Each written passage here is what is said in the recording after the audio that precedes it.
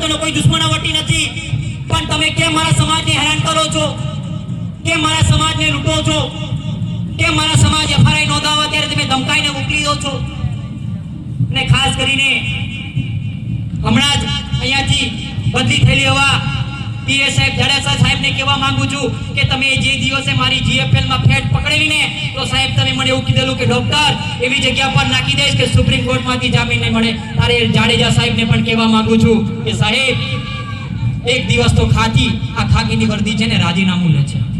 આ ડોક્ટર જ્યાં દિવસી જીવશે ને ત્યાં સુધી ડોક્ટર રહેશે. જે દિવસે આપણો હિસાબ ખાટલામાં થશે. અત્યારે તમારી નોકરી છે, કરી લો. આજે તમારી સત્તામાં, પાવરમાં તમારા નેતાઓ સામર્થ્ય હશે તો અમને કોઈ વાંધો નથી, પણ જે દિવસે અમારી આદિવાસી સમાજ સાથે મુકાબલો થશે ને તે દિવસે દિલ્હીના અને ગાંધીનગરના નેતાઓ તમને પૂછવા અને બચાવવા નહીં આવે, એટલું યાદ રાખજો. હર હંમેશા કહેતો આવ્યું છું કે સમાજના યુવાનો આપણે જાગવાની જરૂર છે.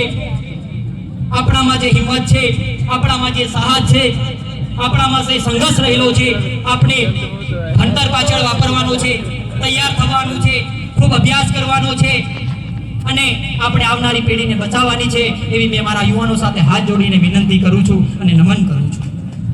સાથીઓ, વધારે કંઈ ન કહેતા, કહેવાનું તો ઘણું હતું, પણ મારા સાથી મિત્રોએ હર હંમેશા માટે મારા સંઘર્ષમાં મને સાથ અને સહકાર આપ્યો છે. એવા સંઘર્ષ સમિતિના તમામ કાર્યકર્તાઓ માટે ખૂબ તાલી થઈ જાય. એવા જ મારા વડીલો ગુલસિંહ કાકા હોય, રમણ કાકા હોય, જીમા કાકા હોય, અમારા સરકારી કર્મચારીઓ, અમારા શૈલેષ સાહેબ હોય, અમારા સુકેશભાઈ હોય, અમારા કમલેશભાઈ હોય, અમારા રંગીત સોની હોય, એવા દરેક કાર્યકર્તાઓએ હર હંમેશા મને પીઠબળ આપ્યું છે. તો એટલું વચન આજે આપીને જાઉં છું આ મંચ પરથી કે જે દિવસે તમને જરૂર પડશે ને તે દિવસે આ તમારો ભાઈ અડધી રાતે તમારી સાથે ઊભો હશે. પણ શરત એક હશે કે સમાજ સાથે ગદ્દારી નહીં હોય. મારી શરત એક છે યુવાનોને કે સમાજ સાથે જે દિવસે ગદ્દારી કરશો તે દિવસે તમારો ને મારો છેલ્લો દિવસ હશે. એટલા માટે આ સમાજે આપણે માન સન્માન આપ્યું છે, આ સમાજે આપણે મંચ આપ્યું છે, આ સમાજના સર્ટિફિકેટથી હું ડોક્ટર બન્યો છું. તો મારી આજે આંગળી મારી ફરજ પૂરી કરવા આવ્યો છું.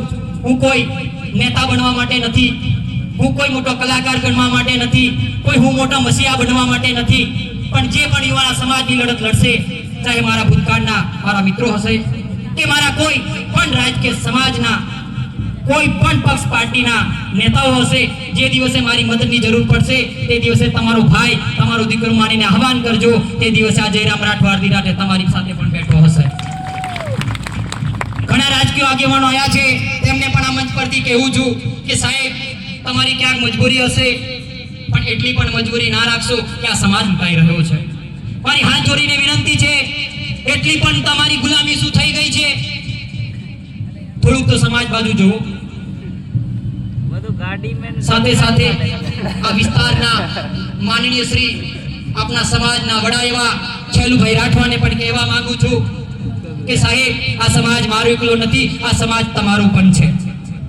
આ સમાજ તમારો પણ છે. તમે આ સમાજને કેવી રીતે લૂંટ્યો છે? આ જયરામ રાઠવા ભણેલો ગણેલો ડોક્ટર છે, એને બધો હિસાબ કિતાબ રાખ્યો છે. આવનાર સમયની અંદર એક એક પત્તા ખોલીશ. જે દિવસે આ ગોપીપુરાની અંદર તમારો છોકરો આ કોરીના અધિકારીઓ સાથે સમર્થનમાં આવ્યો હતો, તે દિવસે મારા સંઘર્ષ સમિતિના યુવાનોએ, આગેવાનોએ, વડીલોએ લડીને એને ઊભી પૂછડીએ બગાડ્યો હતો.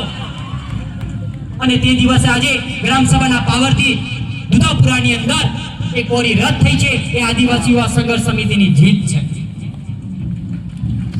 ઘણાના મનમાં એવું હશે કે સમિતિ કે એ ખાલી નાચવા કૂદવા માટે, ફાકા ફોજદારી માટે છે.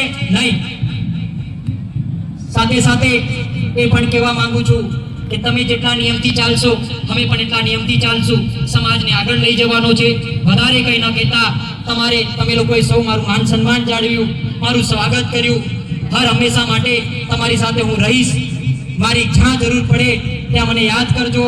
ચાહે કોઈ પણ લેવલનું તમારું કામ હોય ત્યારે હું ઊભો રહીશ. હું કોઈ રાજકીય માણસ નથી, હું એક સમાજનો દીકરો છું, સમાજનો સેવક છું, કોઈ સામાજિક કાર્યકર્તા પણ નથી. હું એક સ્ટુડન્ટ છું, શીખી રહ્યો છું, ભણી ગણી રહ્યો છું.